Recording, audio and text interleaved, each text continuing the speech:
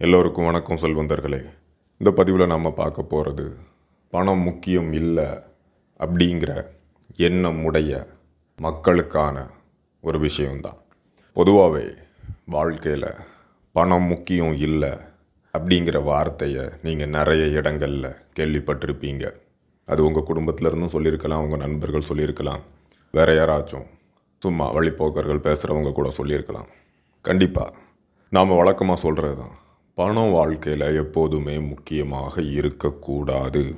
ஆனால் செல்வம் முக்கியம், மிக மிக முக்கியம். இதை புரிஞ்சுக்கணும்.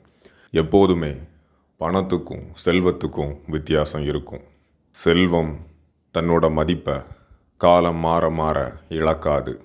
பெரும்பாலான செல்வங்கள் காலம் மாற மாற அதுங்களோட மதிப்பை கூட்டி கொண்டு தான் போகும். இந்த பணம்னு நீங்கள் பார்க்குற அந்த பேப்பர் செல்வத்தோட ஒரு சின்ன பகுதி தான். செல்வம் மரம்னா பணம் வெறும் இலை தான். நீங்கள் இலையை பறக்கிறதுல உங்களோட காலத்தை செலவிட்டீங்கன்னா ஒரு பிரயோஜனமும் இல்லை. நீங்கள் பறக்கிற, அதாவது பறிக்கிற இலைகளாக இருக்கட்டும், பறக்கிற இலைகளாக இருக்கட்டும், அதாவது பொறுக்கிற இலைகளாக இருக்கட்டும், எதுவாக இருந்தாலும் சரி, கொஞ்ச நாட்களில் வாடி போயிடும்.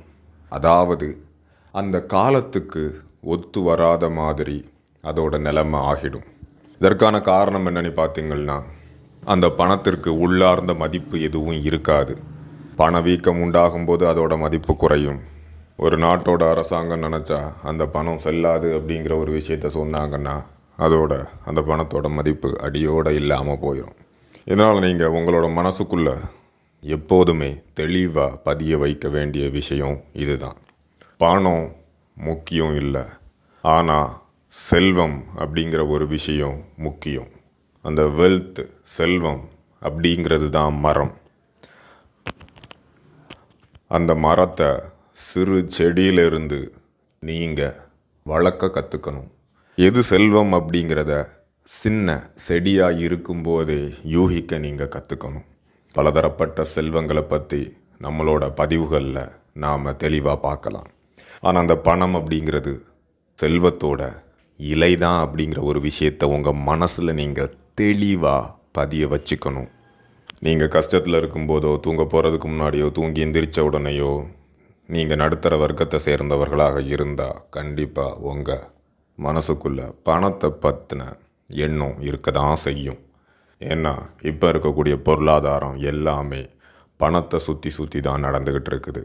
அப்படி உங்களுக்கு பணத்தை பற்றின எண்ணம் வரும்போது, பணம் அப்படிங்கிறது வெறும் இலை தான், சருகு தான். அதை எங்கே வேணாலும் பொறுக்கிக்கலாம், எங்கே இருந்தாவது பறிச்சிக்கலாம். ஆனால் எப்படியாச்சும் செல்வம் அப்படின்னு சொல்லப்படக்கூடிய அந்த மரத்தை நான் நட்டு வச்சு வளர்க்கணும், அதற்கேற்ற செல்வத்தை நான் கண்டுபிடிக்கணும் அப்படிங்கிற ஒரு விஷயத்தை உங்கள் மனதுக்குள்ளே நீங்கள் கொடுத்துக்கிட்டே இருக்கணும். அப்போ உங்கள் மனசு ஆட்டோமேட்டிக்காக தானாகவே மாற ஆரம்பிக்கும்.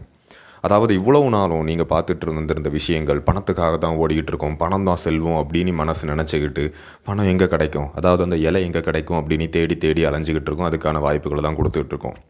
இப்போ திடீர்னு மனசுக்குள்ளே நீங்கள், டேய் மனசே, அந்த பணங்கிறது வெறும் சருகு தாண்டா, நமக்கு அந்த மரம் வேணும், அந்த செல்வம் நம்மகிட்ட இருக்கும்போது ஆட்டோமேட்டிக்காக அந்த சருகுகள், அதாவது அந்த இலைகள் நம்ம மேலே விழுந்துக்கிட்டே இருக்கும், பண மழை மாதிரி பொழிஞ்சிக்கிட்டு இருக்கும். அந்த செல்வத்தை கண்டுபிடிக்கிறதுக்கான வழியை பாரு. பணத்தை எங்கேனாலும் பொறுக்கிக்கலாம், இல்லை பறிச்சிக்கலாம். ஆனால் செல்வங்கிற மரத்தை நாம் நட்டு வளர்க்கணும், அதுக்கு ஒரு வழியை பாரு அப்படின்னு நீங்கள் உங்கள் மனசுக்குள்ளே அந்த பதிவை கொடுக்கும்போது மனசு அப்போந்தான் முழிச்சிக்கும். ஆஹா, நாம் இவ்வளவு நாள் இலைக்காக தான் ஓடிக்கிட்டு இருக்கோம், சரி மரத்தை தேடுவோம், அதற்கான வாய்ப்புகளை இவனுக்கு உண்டாக்கி கொடுப்போம் அப்படின்னு அந்த மனசு உங்களோட உடம்பை அந்த செல்வங்கிற மரத்தை நட்டு வைக்க தகுந்த வழிகளை காண்பிக்கும், பலவிதமான வழிகளை காண்பிக்கும். அதில் எந்த வழி உங்களுக்கு சரியான வழியோ அந்த வழியில் போய் நீங்கள் உங்களோட செல்வ மரத்தை நட்டு வைக்கணும். அந்த செல்வ மரம் வளரும்போது உங்களுக்கு தானாகவே பணம் அப்படிங்கிற இலைகள் அப்படியே பச்சை பசேல்னும் சருகுகளாகவும் உங்களுக்கு வந்துக்கிட்டே இருக்கும். அதுதான் பணமழை உங்களோட வாழ்க்கையில் பொழியறதுக்கான தருணமாக இருக்கும். ஆக நண்பர்களே, இந்த பதிவில் இருந்து உங்களுக்கு ஒரு விஷயம் தெளிவாக தெரிஞ்சிருக்கும்.